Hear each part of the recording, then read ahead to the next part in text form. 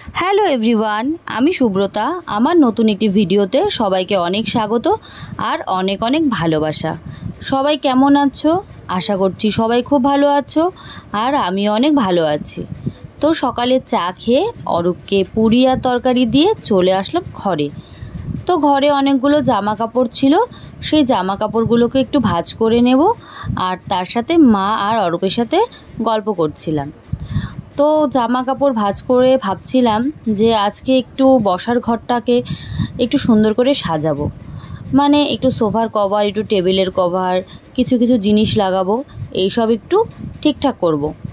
তো অনেক দিন থেকে একই রকম হয়ে আছে, একই কভার পেতে যাচ্ছি, টেবিলেও তাই, সোফাতেও তাই। তাই ভাবলাম যে আজকে অনেক কিছু আছে, তো সেগুলোকে একটু খুঁজে খুঁজে বার করে একটু সোফাটাকে সুন্দর করে সাজাবো। তো বিছানা তো তোলা হয়নি, তার জন্য সবার প্রথমে চলে আসলাম বিছানা তুলতে। আর ওদিকে বাবার ঘরের বিছানা বাবাই তুলে নিয়েছে। তো প্রথমে আমি সবার প্রথমে বিছানাটা তুলে নেব।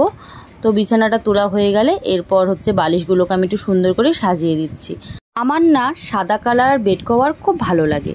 তো যাই হোক, সাদা কালারের মধ্যে একটা লাল কভার পরানো কুশন এখানে দিয়ে দিলাম, দেখতে বেশ ভালোই লাগছে। তো তারপর চলে আসলাম আমার ঘরে। তো আমার ঘরেও বিছানাটা তুলে নিলাম।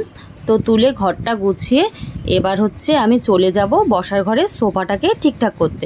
তো প্রথমে একটু সোফাটাকে মুছে নিচ্ছি ভালো করে। তো মুছে এরপর আমি সোফাটাকে কভার পরাবো। তো কভার বলতে আমার কাছে একটা অরেঞ্জ কালারের চাদর ছিল। তো এই চাদরটাকে ভাবছি সোফাতে পেতে নেই, আর হচ্ছে সোফার কভার থেকে একটা কভার নিয়ে উপরটা একটু ঢেকে দিলাম।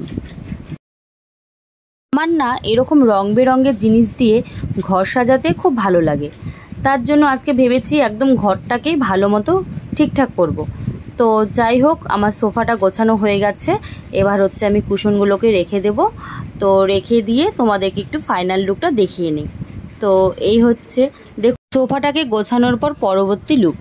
তো তারপরে ভাবলাম যে একটু টেবিলের কভারটাও চেঞ্জ করে নিই। তো টেবিলের কভারটা একটা হচ্ছে লাল কালারের একটা কভার পেতে দিয়েছি।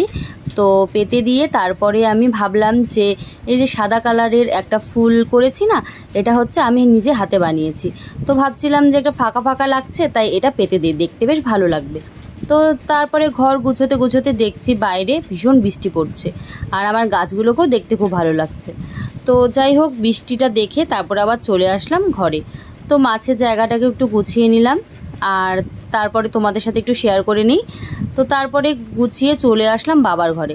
তো বাবার ঘরে কতগুলো জামা কাপড় ছিল, তো বাবার ঘরের আলনাটাকে একটু ভালো করে গুছিয়ে নিচ্ছি। তো বাবার ঘরে আলনাটাকে গুছিয়ে এরপর হচ্ছে আমি বাবার ঘরের ড্রেসিং টেবিলটাকে গুছিয়ে নেব।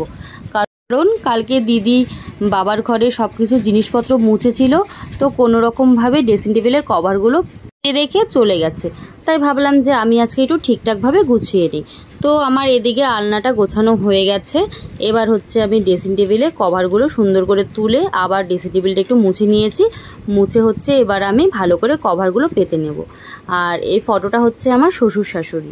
তো যাই হোক, ড্রেসিং টেবিলের উপরে যে কটা জিনিস থাকে সে কটা জিনিস আমি এক এক করে সাজিয়ে নেব। তো সাজিয়ে আমি হচ্ছে তোমাদেরকে পুরো লুকটা দেখিয়ে দিচ্ছি। তো আমার আর সব কাজের থেকে কেন যেন ঘর গোছানোটা বেশি ভালো লাগে। তো মনে হয় সব কিছু একটু নতুন নতুনভাবে সব কিছু করবো, নতুন নতুন করে সব কিছু একটু গুছিয়ে রাখবো, আমার খুব ভালো লাগে। আমার রান্নাটা খুব একটা ভালো লাগে না, তবুও রান্নাটা করতে হয় আর কি। কিন্তু আমি রান্নার থেকেও বেশি ঘর গুছোতে খুব ভালোবাসি। আবার ঘর গোছানো হয়ে গেছে, এবার চলে আসলাম এই ঘরে কৌটাগুলোকে জায়গা মতো রাখতে। তো কালকে হচ্ছে ইনভার্টারের ওপরে কাপড়টাকে ধুয়ে দিয়েছিলাম, আজকে সেটাকে পেতে নিলাম। তো আজকে আমাদের রান্না হয়েছে ডিমের ঝোল, তারপরে হচ্ছে মুড়িঘণ্ট, আর হয়েছে ফলি মাছের ঝোল।